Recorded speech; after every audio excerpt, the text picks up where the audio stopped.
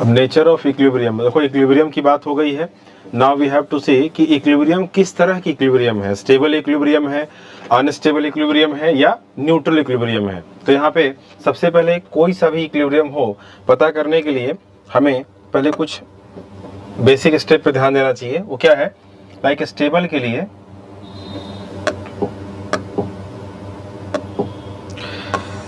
के लिए हम ऐसे ध्यान रखेंगे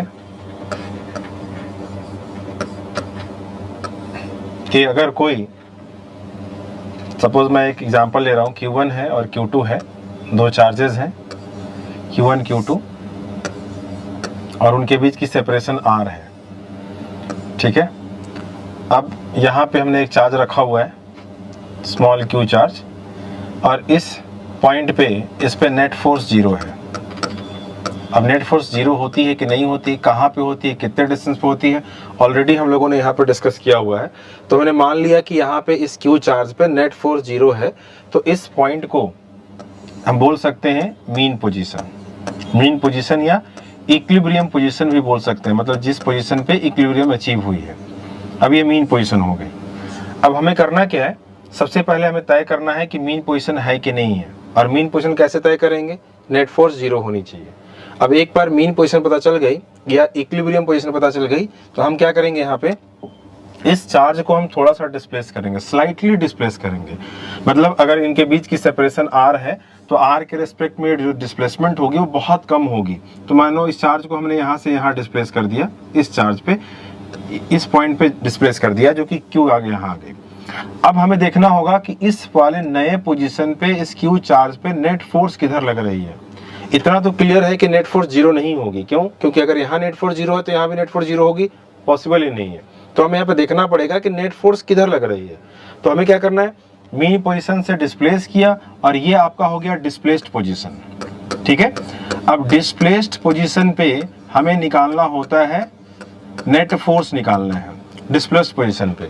तो अगर डिस्प्लेस्ड पोजीशन पे नेट फोर्स निकालना है और देखना है कि नेट फोर्स जो है क्या वो वापस से अपने ओरिजिनल पोजीशन को रिगेन कर रही है कि नहीं कर रही है। अगर वापस से अपने ओरिजिनल पोजीशन जो कि ये थी, अगर उसको रिगेन कर रही है, नेट फोर्स अगर ओरिजिनल पोजीशन की तरफ उसको लेकर जा रही है, तो हम बोलेंगे कि वो स्टेबल इक्विलिब्रियम की केस है।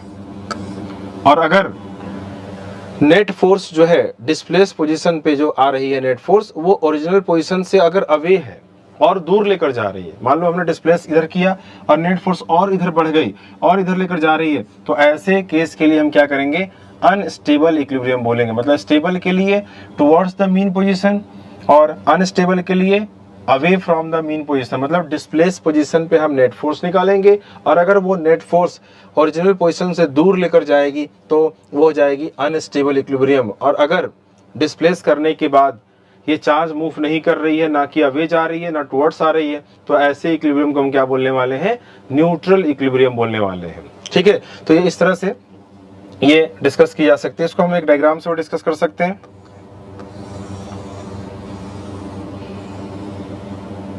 ये आपका एक डायग्राम हो गया। अब हमने क्या किया, यहाँ पे एक चार्ज रख दिया Q। अब इस Q चार्ज को अगर मैं थोड़ा डिस्प्लेस करूं तो ये चार्ज जो है ऐसे जाएगी और वापस से ऐसे जो है वापस से अपने मीन पोजीशन को रिगेन कर लेगी, फिर से वापस यहीं आ जाएगी। तो ये किसका एग्जांपल हो जाएगा, स्टेबल इक्विलिब्रियम का एग्जांपल हो जाएगा। मतलब हमने डिस्प्लेस किया और वापस से अपने ओरिजिनल पोजीशन को रिगेन कर ली, मतलब ये this is a case of stable equilibrium. और अगर मान लो ये चार्ज यहाँ पे है, एक कोई चार्ज यहाँ पे है, अब इसको हमने डिस्प्लेस किया और ये चार्ज यहाँ पहुंच गई। अब ये चार्ज ना इस वाले पॉइंट पे ना इधर जा रही है ना इधर जा रही है, मतलब मीन पोजीशन से ना टुवर्ड्स जा रही है ना अवे जा रही है, जहां पे डिस्प्लेस की गई है वहीं रह गई। तो ऐसे पोजीशन के लिए हम क्या बोलेंगे, ऐसे सिचुएशन को हम बोलेंगे न्यूट्रल इक्विलिब्रियम। तो ये हो गया न्यूट्रल इक्विलिब्रियम।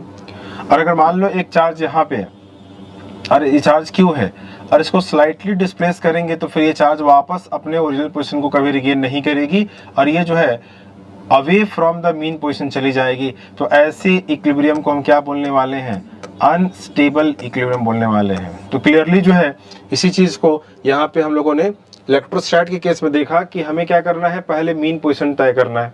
फिर मीन पोजीशन से थोड़ा सा चार्ज को डिस्प्लेस करना है स्लाइटली, और फिर स्लाइटली डिस्प्लेस करने के बाद डिस्प्लेस्ड पोजीशन पे क्या निकालना है, नेट फोर्स निकालना है। अगर वो net force towards the mean position लेकर जाएगी तो स्टेबल इक्विलिब्रियम, अगर away from the mean position लेकर जाएगी तो अनस्टेबल इक्विलिब्रियम, और अगर चार्ज जो है डिस्प्लेस्ड पोजीशन पे जो है वो स्थिर हो जाती है, ना मूव करती है ना अवे या टुवर्ड्स, तो ऐसे इक्विलिब्रियम को हम क्या बोलेंगे, न्यूट्रल इक्विलिब्रियम बोलेंगे।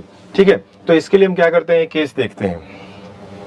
देखें इधर एक केस ये है आपका कि capital Q small Q R like charges. तो इसके लिए हम क्या करने वाले हैं, लाइक चार्जेस का मतलब ये हुआ कि ये आपका क्यू हो गया और एक और चार्ज क्यू हो गया, इनके बीच की सेपरेशन हो गई आर। ठीक है, अब हमने जो है एक चार्ज स्मॉल क्यू जो है रख दिया यहां पे रख दिया, और हमें पता है कि मिड पॉइंट पे रखा हुआ है, मतलब ये डिस्टेंस r/2 है और ये डिस्टेंस r/2 है, और ये आपकी मीन पोजीशन पॉइंट है या इक्विलिब्रियम पोजीशन पॉइंट है, मीन पोजीशन है, जो कि ऑलरेडी मैंने डिस्कस किया भी है, वैल्यू कितनी होगी, कहाँ पे होगी, तो ये मीन पोजीशन हो गई। अब हमें करना क्या है, इस चार्ज को डिस्प्लेस करना है, तो डिस्प्लेस किया और डिस्प्लेस करके ये चार्ज यहाँ आ गई। तो आप क्लियरली डायग्राम में देख सकते हो कि इस वाले चार्ज से इस चार्ज की डिस्टेंस अब कम हो गई, तो इसके वजह से जो फोर्स होगी इधर ज्यादा लगेगी, रिपल्सिव तो होगी ही, और इसकी फोर्स की मैग्नीट्यूड ज्यादा होगी क्योंकि डिस्टेंस कम हो गई। पहले डिस्टेंस r/2 थी, अब डिस्टेंस r/2 से कम हो गई, तो इधर वाली इसके वजह से इस पे फोर्स इधर लगेगी, जो कि अब ज्यादा मैग्नीट्यूड की फोर्स लगेगी। अब ये वाली चार्ज से इस चार्ज की डिस्टेंस बढ़ गई है, तो ये भी फोर्स जो है, ये भी चार्ज जो है इस वाले चार्ज पे रिपल्सिव फोर्स लगाती है, जो कि इधर लगाएगी। लेकिन इस वाले चार्ज से इस वाले चार्ज की डिस्टेंस ज्यादा हो गई है, r/2 से ज्यादा हो गई है, तो इसकी रिपल्सिव फोर्स इस वाले चार्ज के रिपल्सिव फोर्स के अगेंस्ट में लेस जो है, मतलब लेस मैग्नीट्यूड की होगी। तो कहीं ना कहीं नेट फोर्स किधर आ रही है, टुवर्ड्स लेफ्ट आ रही है, मतलब टुवर्ड्स द मीन पोजीशन आ रही है, और इसको हम क्या बोल सकते हैं कि वापस से अपने ओरिजिनल पोजीशन को रिगेन करने की कोशिश कर रही है। मतलब यहाँ पे हम बोल सकते हैं कि डिस्प्लेस्ड पोजीशन पे, ठीक है, वही सेम चीज कि डिस्प्लेस्ड पोजीशन पे net force F net towards original position, तो फिर ये जो हो जाएगी, किसकी केस हो जाएगी, स्टेबल इक्विलिब्रियम की केस हो जाएगी। यहां से हम क्लियरली देख सकते हैं कि ये स्टेबल इक्विलिब्रियम की केस हो जाएगी। ठीक है, और ये वाली लाइन क्या हो जाएगी, ये वाली लाइन को हम बोल देंगे एक्सियल लाइन, इस वाली लाइन को हम बोल देंगे एक्सियल लाइन। मतलब चार्ज को कभी भी जो है हम यहाँ पे डिस्प्लेस करने वाले हैं, मतलब यहाँ पे डिस्प्लेस करेंगे तो हमेशा जो है वो जो मीन पोजीशन की तरफ नेट फोर्स लग रही है, तो हो जाएगी स्टेबल इक्विलिब्रियम की केस हो जाएगी। तो केस 1 आपका जो होगा, अगर ये देखो हमने यहाँ पे क्या कंसिडर किया है कि कैपिटल क्यू और स्मॉल क्यू चार्ज जो है लाइक चार्ज है, मतलब अगर ये पॉजिटिव है तो ये भी क्या है, पॉजिटिव है, तो उस केस में ये जो हो जाएगी, क्या हो जाएगी, स्टेबल इक्विलिब्रियम की केस हो जाएगी। ये एक्सियल डिस्टेंस होगा, एक्सियल लाइन के लॉन्ग में बात कर रहा हूँ। अच्छा, अब इसी चार्ज को क्यू को अगर मैं जैसे मान लो ये इक्वेटोरियल लाइन हो गया, अब अगर इस चार्ज क्यू को मैं यहां से यहां शिफ्ट कर दूं, स्मॉल क्यू यहां आ गई, ठीक है। अब अगर स्मॉल क्यू यहां आ जाएगी तो बता दो ये वाली चार्ज क्यू पॉजिटिव है और ये वाली चार्ज भी पॉजिटिव है। अब हमने डिस्प्लेस इसको कर दिया, तो ये वाली चार्ज जो है इस पे फोर्स किधर लगाएगी, रिपल्सिव फोर्स लगाएगी और इधर फोर्स लगाएगी। हमें कैलकुलेट नहीं करना है, हमें बस चेक करना है कि स्टेबल है कि अनस्टेबल है। अच्छा, ये वाली चार्ज जो है इस वाले चार्ज पे फोर्स किधर लगाएगी, इधर लगाएगी। अब इन दोनों फोर्स की कुछ ना कुछ नेट फोर्स जो है इधर आ जाएगी। तो ये बताओ नेट फोर्स जो है डिस्प्लेस पोजीशन पे कहां लेकर जा रही है, टुवर्ड्स द मीन पोजीशन या away from the mean position. Away from the mean position clearly देख सकते हैं। तो बता दो ये वाली जो इक्वेटोरियल लाइन के अलोंग अगर दो चीजें हैं यहाँ पे, इक्वेटोरियल लाइन के अलोंग जो इक्विलिब्रियम हमें मिलने वाली है वो कौन सी इक्विलिब्रियम मिलने वाली है, अनस्टेबल इक्विलिब्रियम मिलने वाली है।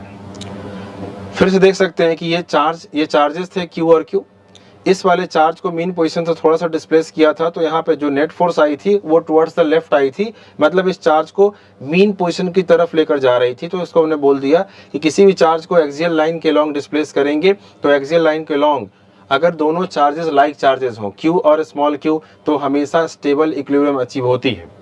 और अगर इसी चार्ज को इक्वेटोरियल लाइन के लॉन्ग डिस्प्लेस किया तो वहां देख सकते हैं कि नेट फोर्स जो है मीन पोजीशन से अवे लेकर जा रही है, तो ये हो जाएगा आपका अनस्टेबल इक्विलिब्रियम का एग्जांपल।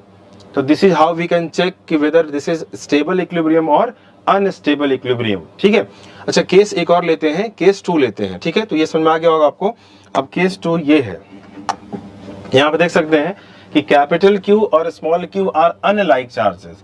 तो एग्जैक्टली हमें उसी लाइन पर डिस्कशन करना है। क्या ये आपका जो है कैपिटल Q, दो कैपिटल Q चार्ज हो गए, इनके बीच की सेपरेशन मान लेते हैं R, और हमने जो है यहाँ पे एक चार्ज रख दिया, स्मॉल q चार्ज रख दिया। लेकिन ध्यान रखना है कि स्मॉल q चार्ज जो है अब ये नेगेटिव चार्ज है। अब अगर नेगेटिव चार्ज है तो पहले तो ये वाली चार्ज जो है क्या बताओ कहीं इक्विलिब्रियम में यहाँ पे आएगी क्या? मान लो ये नेगेटिव चार्ज है, सपोज नेगेटिव चार्ज है, ठीक है। बता दो इस नेगेटिव चार्ज पे ये वाली चार्ज फोर्स किधर लगाएगी? अपनी तरफ अट्रैक्ट करेगी, तो अपनी तरफ अट्रैक्ट कर रही है। ये वाली पॉजिटिव चार्ज इस वाले नेगेटिव चार्ज को किधर करेगी? अपनी तरफ अट्रैक्ट करेगी।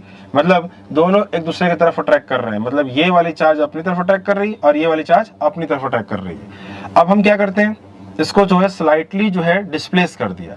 अब डिस्प्लेस किया तो ये चार्ज यहाँ आ गई, सपोज ये आपके डिस्प्लेस पोजीशन हो गई। अब यहाँ से क्लियरली देख सकते हैं कि इस वाले चार्ज से इसकी दूरी कम हो गई, तो कहीं ना कहीं ये वाली चार्ज जो है, जो इसकी अट्रैक्शन होगी अपनी तरफ, वो ज्यादा हो जाएगी। ठीक है, मतलब इधर जो है स्ट्रॉन्ग फोर्स ऑफ अट्रैक्शन हो जाएगी इस वाले चार्ज की वजह से। क्यों? क्योंकि इस वाले चार्ज से इसके डिस्टेंस अब कम हो गए। और ये वाली चार्ज जो है इस वाले चार्ज को, जो कि Q है, जो कि नेगेटिव है, अपनी तरफ अट्रैक्ट करेगी, लेकिन अब अट्रैक्शन जो है इसके मुकाबले कम होगी क्योंकि डिस्टेंस ज्यादा हो गई यहाँ से।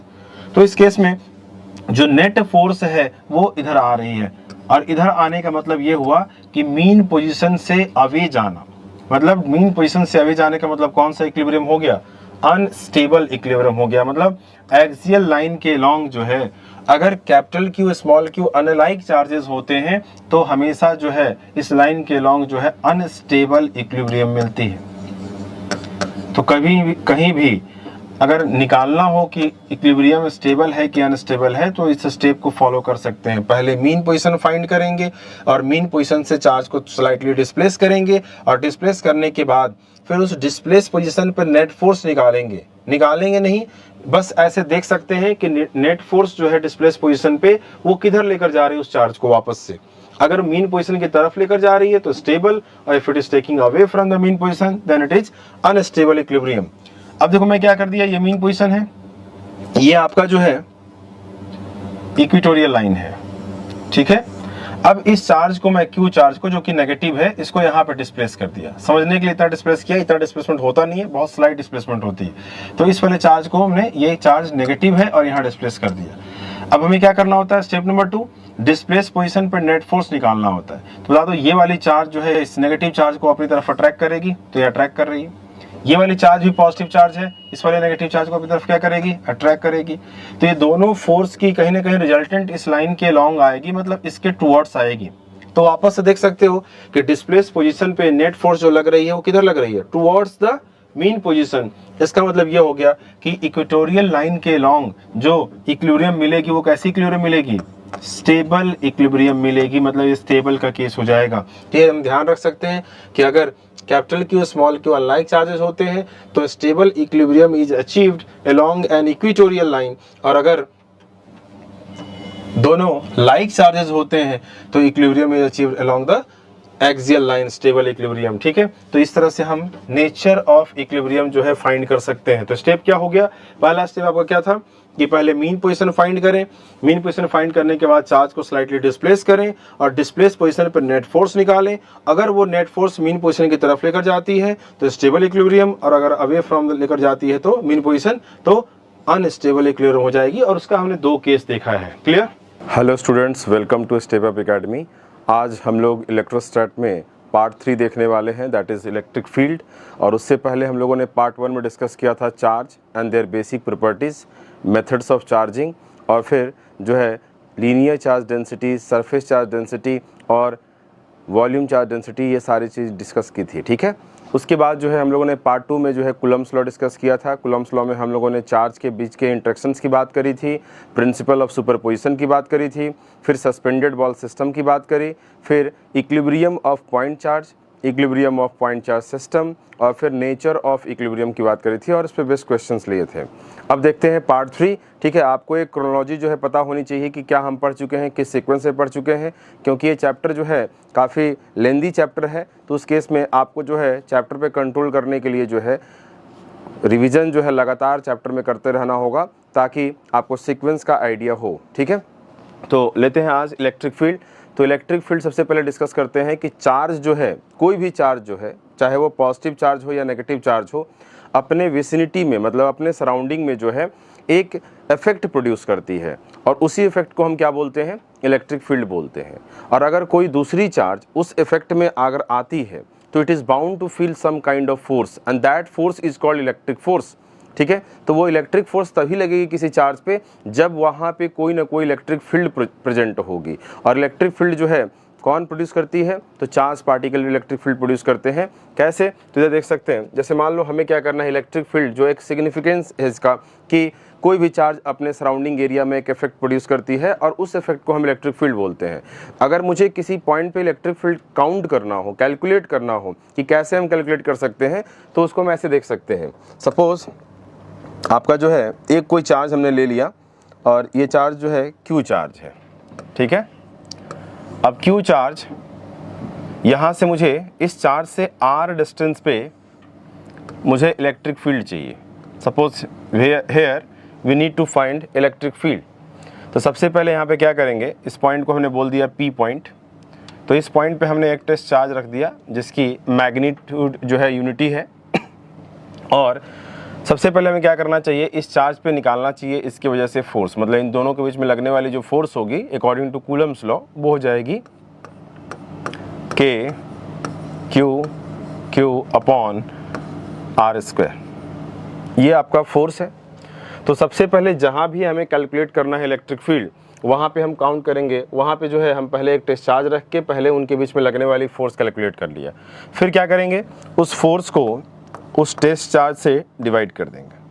तो फोर्स की वैल्यू आई थी Q अपॉन R स्क्वायर, और इसको हमने Q से डिवाइड कर दिया तो ये कैंसिल आउट हो जाएगी, और जो एग्जैक्टली आई है इलेक्ट्रिक फील्ड की वैल्यू वो आ गई KQ बाई R स्क्वायर। मतलब इलेक्ट्रिक फील्ड जो है ये इलेक्ट्रिक फील्ड की वैल्यू आ गई है, और वो आ गई है KQ बाई R स्क्वायर। और यहाँ से हम क्लियरली देख भी सकते हैं कि force per unit charge is basically the electric field. तो अगर हमें कहीं कैलकुलेट करना हो इलेक्ट्रिक फील्ड तो इसका हम जो है हेल्प ले सकते हैं इस बेसिक फार्मूले का, और यहाँ से हम इसको जनरलाइज कर सकते हैं कि E इक्वल्स टू हो गया F बाई Q, और यहाँ से जो E है इसकी ऐसा यूनिट की बात कर सकते हैं, F की ऐसा यूनिट न्यूटन, और ये कूलम, तो एक तो हो गई न्यूटन पर कूलम। ठीक है, दूसरी चीज़ इलेक्ट्रिक फील्ड जो है आगे चल के इसी चैप्टर में हम इसकी एक और यूनिट की बात करेंगे, वोल्ट पर मीटर। ठीक है, अभी के लिए मैं लिख दे रहा हूँ। दूसरी चीज़ इलेक्ट्रिक फील्ड जो है कैसी क्वांटिटी है, तो ये एक वेक्टर क्वांटिटी है। ठीक है, और वेक्टर क्वांटिटी है तो it must have certain direction. अब डायरेक्शन की बात कर लेते हैं। ठीक है, तो यूनिट्स तो ये हो गई, बाकी डायमेंशन फार्मूला भी हम निकाल सकते हैं। डायमेंशन फार्मूला हम निकाल सकते हैं, अगर हमें फार्मूला पता हो तो आसानी से हम डायमेंशन फार्मूला भी निकाल सकते हैं, क्योंकि E आपका जो है वो है F बाई Q, और F जो है फोर्स है, और फोर्स की डायमेंशन फार्मूला MLT-2 होती है, और अपॉन चार्ज। तो चार्ज तो फंडामेंटल यूनिट नहीं होती है, बट चार्ज को हम क्या लिखेंगे, करंट इनटू टाइम लिखेंगे। तो फिर करंट आपका हो गया A और टाइम हो गई T। तो इस तरह से इलेक्ट्रिक फील्ड की जो है डायमेंशन फार्मूला आ जाएगी, क्या हो जाएगी, ML, और ये आपकी हो जाएगी T-3, और ये हो जाएगा A-1। तो this will be the dimension formula of electric field. Clear. दूसरी चीज़, अब इसकी डायरेक्शन भी होती है। तो इलेक्ट्रिक फील्ड वेक्टर क्वांटिटी है तो डायरेक्शन होगी, और डायरेक्शन कैसे होती है, तो अगर कोई पॉजिटिवली चार्ज बॉडी है, ठीक है। तो हमेशा इलेक्ट्रिक फील्ड जो है उसकी डायरेक्शन जो होती है हमेशा उस बॉडी से अवे होती है, उससे दूर होती है। और इसको हम ऐसे ध्यान रख सकते हैं कि अगर कोई पॉजिटिवली चार्ज पर्सन है, काफ़ी उसके पास नॉलेज का वो सोर्स है, तो वो हमेशा नॉलेज को अपने तरफ से रेडिएट करना चाहेगा, अपने से दूर भेजेगा। और जब दूर भेजेगा इसका मतलब क्या हो गया कि अगर बॉडी पॉजिटिवली चार्ज है तो इलेक्ट्रिक फील्ड हमेशा बॉडी से अवे होगी, और अगर कोई नेगेटिवली चार्ज बॉडी है तो हमेशा इलेक्ट्रिक फील्ड उस बॉडी के टुवर्ड्स होगी। तो ये चीज़ हम ध्यान रख सकते हैं, जनरल चीज़ है, हर बॉडी में इस चीज़ को अप्लाई कर सकते हैं अगर इलेक्ट्रिक फील्ड की डायरेक्शन फाइंड करनी हो तो। लेकिन अगर एक से ज़्यादा चार्ज जो है इलेक्ट्रिक फील्ड प्रोड्यूस कर रहे हैं, सपोज मान लो हमें क्या करना है, जैसे हमने यहाँ पे देखा पॉइंट चार्ज की इलेक्ट्रिक फील्ड की बात करी यहाँ पे, बट सपोज एक चार्ज पार्टिकल यहाँ पे है Q1, एक चार्ज पार्टिकल यहाँ पे है Q2, और हमें जो है यहाँ पे इलेक्ट्रिक फील्ड निकालनी है। सपोज यहाँ पे इलेक्ट्रिक फील्ड निकालनी है, तो हमने अभी डिस्कस किया कि पॉइंट चार्ज की वजह से इलेक्ट्रिक फील्ड जो होती है वो होती है KQ/R², KQ/R²। तो अगर मुझे इस चार्ज की वजह से यहाँ पे मान लो इसके डिस्टेंस हमने ले लिया x और यहाँ से इसकी डिस्टेंस ले लिया y, अगर मुझे इस पॉइंट P पे इलेक्ट्रिक फील्ड निकालनी हो तो इन दोनों की इलेक्ट्रिक फील्ड पहले यहाँ निकालेंगे, और उन दोनों का क्या करेंगे, इलेक्ट्रिक फील्ड वेक्टर क्वांटिटी है तो हम क्या करेंगे, उनका हम वेक्टर समेशन करेंगे, वेक्टर एडिशन करेंगे, और फिर इस तरह से हम नेट इलेक्ट्रिक फील्ड की बात करेंगे यहाँ पे। तो अगर एक बॉडी है तो फिर तो क्लियर है कि इलेक्ट्रिक फील्ड हमेशा उस बॉडी से दूर होगी।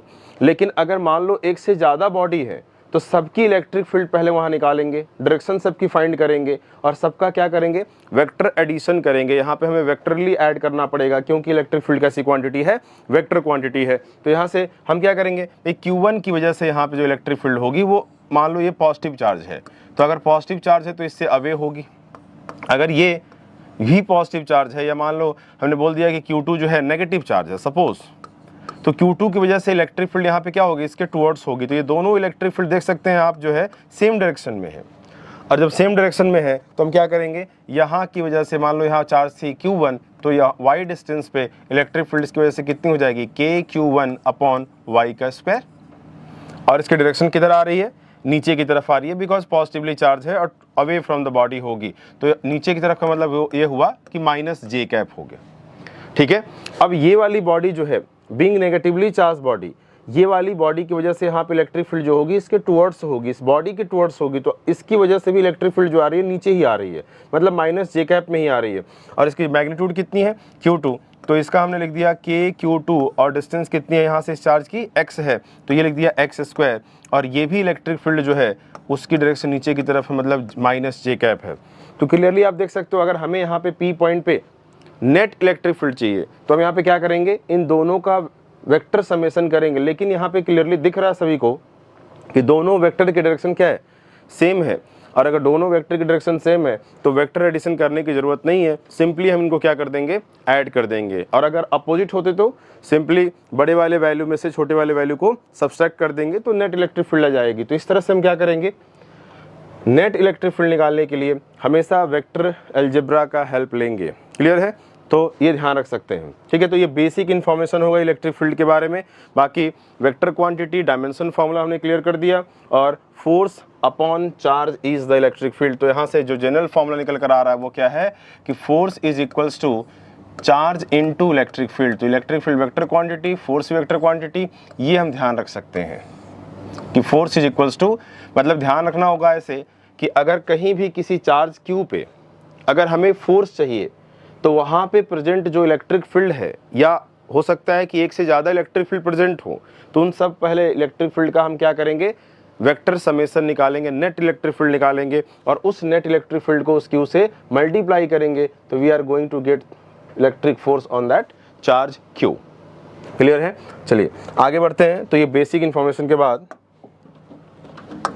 दूसरी चीज, force on plus Q charge and minus Q charge. तो अगर इलेक्ट्रिक फील्ड है तो इलेक्ट्रिक फील्ड बेसिकली क्या है, इसको ग्राफिकली जो है हम रिप्रेजेंट जो है इलेक्ट्रिक फील्ड लाइन से करते हैं, और ये कंसेप्ट जो है माइकल फैराडे ने दिया। ठीक है, और मैं यहाँ पे इलेक्ट्रिक फील्ड लाइंस बना रहा हूँ। These are electric field lines which represents electric field. अगर ये फील्ड लाइंस आपस में काफ़ी क्लोज हो, सेपरेशन काफ़ी कम हो, तो हम बोल सकते हैं कि यहाँ पे जो स्ट्रेंथ ऑफ इलेक्ट्रिक फील्ड है वो काफ़ी ज़्यादा है। ठीक है, ऐसे हम कह सकते हैं कि जो इलेक्ट्रिक फील्ड होती है, electric field is inversely proportional to the separation between the electric field lines. This D is the separation between them. अगर सेपरेशन कम होगी तो इलेक्ट्रिक फील्ड की स्ट्रेंथ क्या होगी, ज़्यादा होगी। इनवर्सली प्रोपोर्शनल का मतलब ये है। तो यहाँ से हम ये बात भी पता कर सकते हैं, जैसे मान लो हमने ऐसे बना दिया इलेक्ट्रिक फील्ड लाइंस,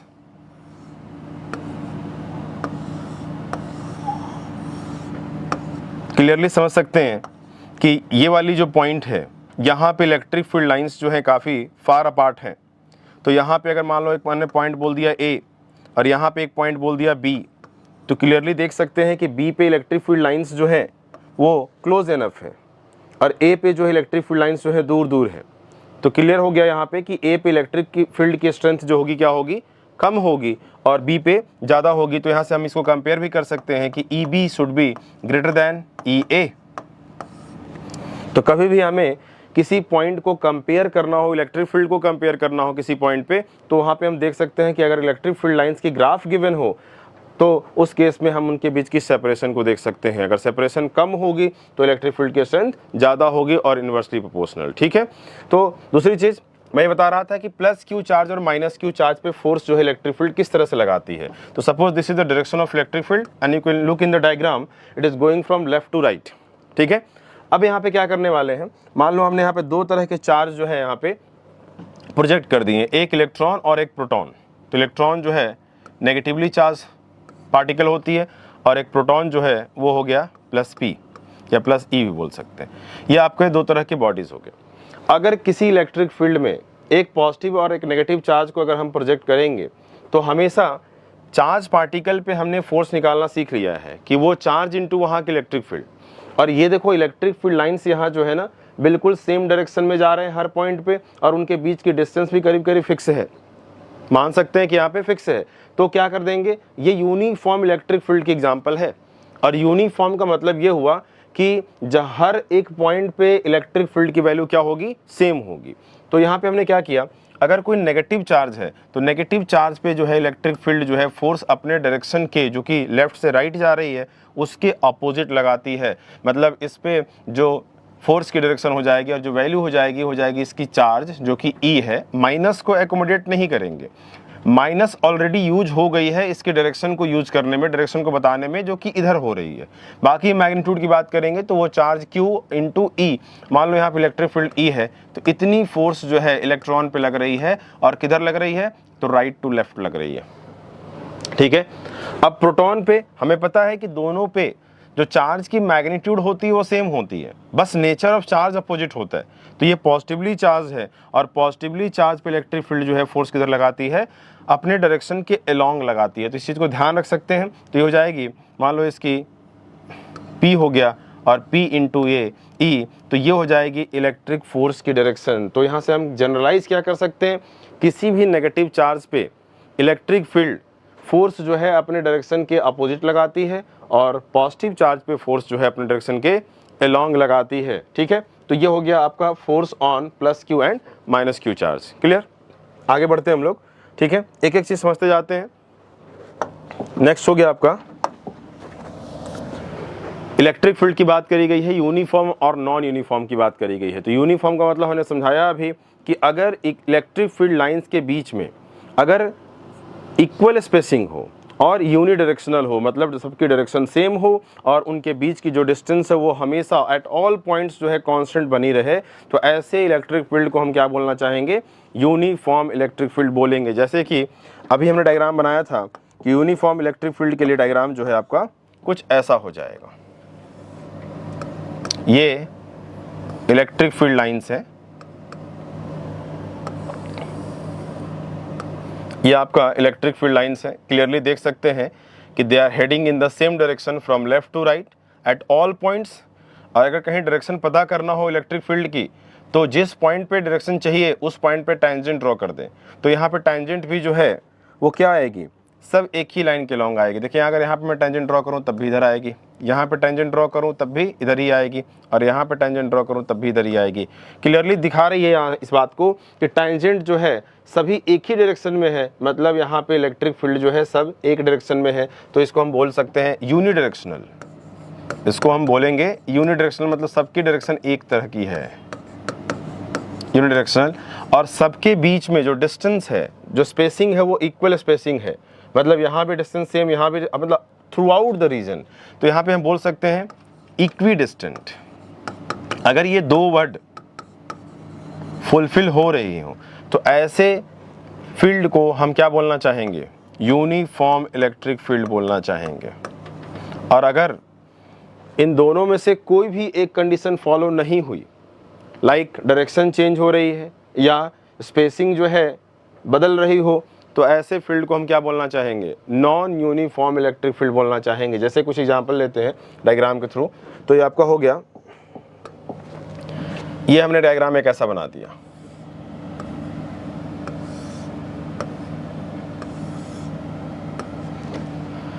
अब यहाँ पे देख सकते हो आप कि यहाँ पे जो है इलेक्ट्रिक फील्ड के बीच में जो स्पेसिंग है वो क्या है? वो कहीं कम है, कहीं ज़्यादा है, और लगातार ज़्यादा होती जा रही है। तो ये जो है आपका क्या हो गया? नॉन यूनिफॉर्म इलेक्ट्रिक फील्ड का एग्जाम्पल हो गया, नॉन यूनिफॉर्म इलेक्ट्रिक फील्ड। इसी तरह से हमें मेक श्योर करना है कि ये दोनों चीज़ें अगर फॉलो नहीं हो पा रही हैं तो उनको हम नॉन यूनिफॉर्म इलेक्ट्रिक फील्ड के कैटेगरी में रख देंगे यहाँ पे, ठीक है। जैसे मान लो एक मैं और डायग्राम बना रहा हूँ, ये आपका डायग्राम है।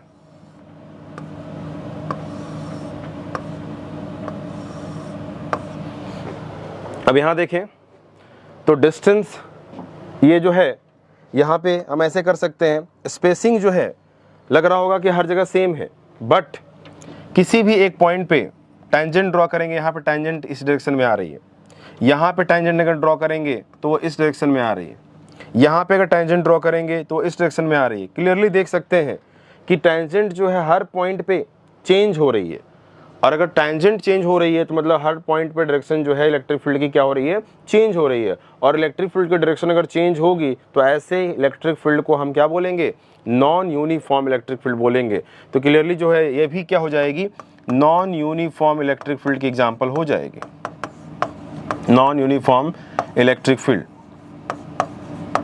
आगे चल के हम बहुत सारे बॉडीज पढ़ेंगे, उनकी इलेक्ट्रिक फील्ड को डिस्कस करेंगे, और वहाँ पे देखेंगे कि किसकी इलेक्ट्रिक फील्ड यूनिफॉर्म आती है, किसकी नॉन यूनिफॉर्म आती है। मतलब देखो, जो भी इलेक्ट्रिक फील्ड, अगर थोड़ा मैथमेटिकली मैं बात करूँ, अगर डिस्टेंस पर डिपेंडेंस शो कर रही है, डिस्टेंस चेंज होने के साथ इलेक्ट्रिक फील्ड चेंज हो रही है, तो ऐसे बॉडी की इलेक्ट्रिक फील्ड को हम नॉन यूनिफॉर्म इलेक्ट्रिक फील्ड बोलना चाहेंगे।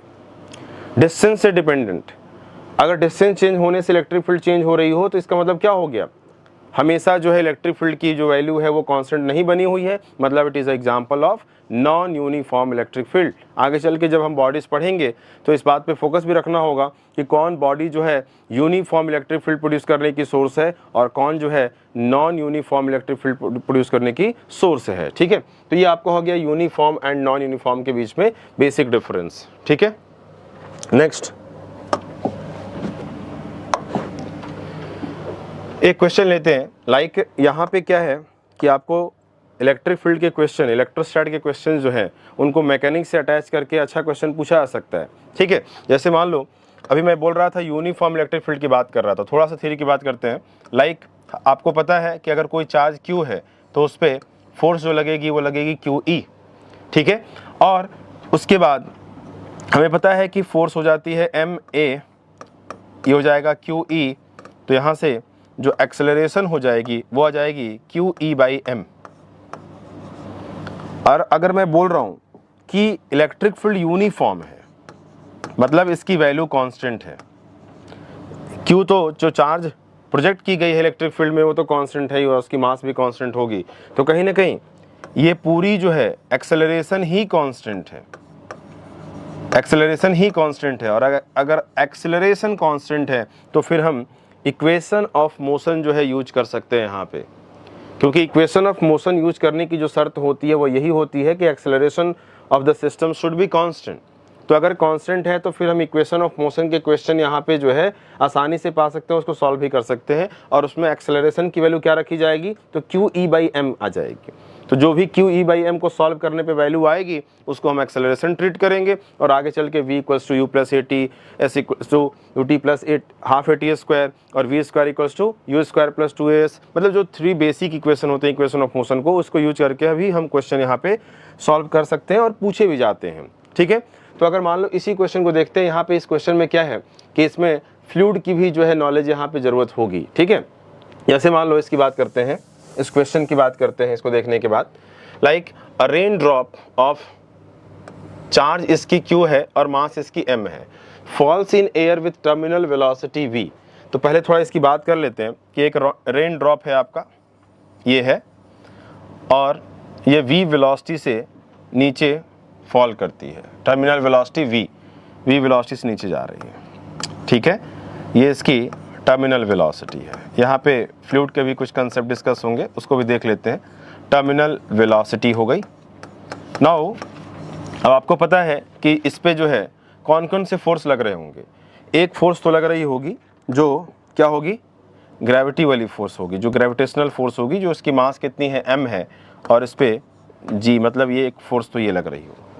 दूसरी चीज़, तो ये वाली बॉल जो है, रेन ड्रॉप जो है वो नीचे जा रही है, टर्मिनल वेलोसिटी v से नीचे जा रही है, तो एक ड्रैग फोर्स इस पे विस्कस फोर्स लग रही होगी जो कि ऊपर की तरफ लग रही होगी, डिस्टर्बेंस के अगेंस्ट लग रही होगी, जिधर रेन ड्रॉप जा रही है उसको अपोज करेगी। तो एक्चुअली क्या है, यहाँ पे एक जो है ऊपर में फोर्स लगेगी, विस्कस फोर्स, जिसको मैं FV बोल दे रहा हूँ, और विस्कस फोर्स की वैल्यू होती है 6 पाई ईटा r, और ये टर्मिनल वेलोसिटी यहाँ पे v है तो ये v हो जाएगी। ठीक है, इसकी बात करेंगे हम लोग फ्लूइड्स में, तो ये विस्कस फोर्स इस पे लग रही है। अब यहाँ से क्लियरली देख सकते हैं कि अगर ये कांस्टेंट वेलोसिटी से मूव कर रही है, इसका मतलब ये दोनों फोर्सेस आपस में क्या रहे होंगे, इक्वल रहे होंगे। तो यहाँ से जो एक इक्वेशन बन रही है वो ये बन रही है कि FV = FG। FV कितना है आपका, तो 6 पाई ईटा RV, और इक्वल्स टू हो गया FG, और FG हो गया mg हो गया। ये हो गई फर्स्ट इक्वेशन। ठीक है, नाउ अब क्वेश्चन में ये बोला है कि ये रेन ड्रॉप जो है, देखें यहाँ पे, calculate required electric field to move the rain drop in upward direction with double terminal velocity. मतलब इस रेन ड्रॉप के पास चार्ज भी है Q, और अगर चार्ज है तो अगर मैं इलेक्ट्रिक फील्ड अप्लाई करूं तो उस पर इलेक्ट्रिक फोर्स भी लगेगी। ठीक है ना, तो यहाँ पे क्या कर सकते हैं, जो दूसरा सिचुएशन का डायग्राम होगा वो यहाँ पे मैं बना रहा हूं, देखें इधर, वो ये है, ये रेन ड्रॉप हो गया। फिर से अब जो है, जो ये v से नीचे आ रही थी वो 2v से ऊपर जाना चाहती है, उसको ऊपर भेजना है 2v से।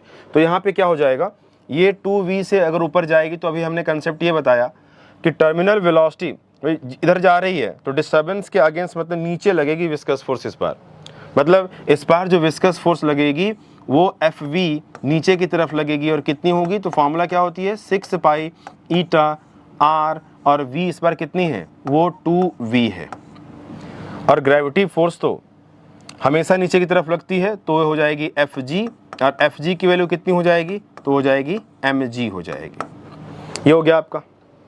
नाउ अब तुम खुद सोचो, ये वाली रेन ड्रॉप पे दो फोर्स नीचे की तरफ ही लग रहे हैं, तो अगर इसको बैलेंस करना है तो एक फोर्स किधर लगनी चाहिए, ऊपर की तरफ, और इस रेन ड्रॉप पे चार्ज कितनी है, Q, मतलब पॉजिटिव चार्ज है, तो हम एक इलेक्ट्रिक फील्ड ऊपर की तरफ लगाएंगे। ऊपर की तरफ एक इलेक्ट्रिक फील्ड लगा दिया जिसकी वैल्यू मान लो हमने बोल दिया E, और इस पे चार्ज कितनी थी, Q थी। तो अगर Q चार्ज पे इलेक्ट्रिक फील्ड E लगेगी तो ऊपर की तरफ एक फोर्स लगेगी, और हमने बताया था वो चार्ज इंटू वहाँ की इलेक्ट्रिक फील्ड, मतलब Q इंटू E, एक फोर्स, इलेक्ट्रिक फोर्स ऊपर की तरफ लगेगी। तो यहाँ पे ऊपर की तरफ लगने वाली फोर्स एक हो गई इलेक्ट्रिक फोर्स, और नीचे की तरफ लगने वाली 2 फोर्स हो गई, ग्रेविटेशनल फोर्स और विस्कस फोर्स। तो इन दोनों को हम क्या कर देंगे, ये ऊपर लगने वाली फोर्स और नीचे लगने वाली फोर्स दोनों को क्या कर देंगे, बैलेंस कर देंगे। तो बैलेंस कर देते हैं अकॉर्डिंग टू क्वेश्चन। तो यहाँ से हो जाएगी, यहाँ मैं बैलेंस कर रहा हूँ, तो ये आपका हो जाएगा 6 pi eta RV plus mg is equals to आपका हो जाएगा QE। और इस तरह से यहाँ देख सकते हैं, इधर देखें, जो फर्स्ट क्वेश्चन थी, जो फर्स्ट पार्ट थी, वहाँ से जो हमने को इक्वेशन डेवलप किया था वो था mg equals to 6 pi eta rv। तो यहाँ से हम क्या करेंगे, ये आपका 6 पाई ईटा rv को यहाँ पे हम लिख देंगे mg, तो ये 2 जो है एक्स्ट्रा हो जाएगी, मतलब ये 2 mg हो जाएगी, और साथ में ये क्या हो जाएगी mg, मतलब वहाँ से हमने बस रिप्लेस किया है, क्योंकि ये 6 पाई ईटा rv mg के इक्वल थी, तो बस यहाँ पे 6 पाई ईटा rv को mg बोल दिया एंड ट्वाइस ऑफ mg हो जाएगी plus mg, and this must be equal to QE। तो यहाँ से ये क्या हो जाएगी 3mg is equals to QE। तो यहाँ से इलेक्ट्रिक फील्ड की जो वैल्यू हो जाएगी क्या हो जाएगी 3mg अपॉन Q।